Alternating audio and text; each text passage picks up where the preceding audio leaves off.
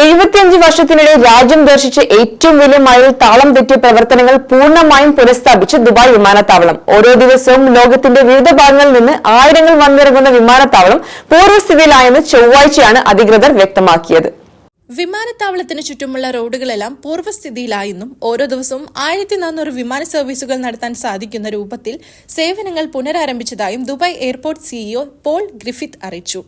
പ്രവർത്തനങ്ങൾ പൂർവ്വസ്ഥിതിയിലാകുന്നത് ചെറിയ കാര്യമല്ലെന്നും ആകെ 2155 വിമാനങ്ങൾ റദ്ദാക്കുകയും 115 എണ്ണം വഴി തിരിച്ചുവിടുകയും ചെയ്തിരുന്നെന്നും അദ്ദേഹം വെളിപ്പെടുത്തി.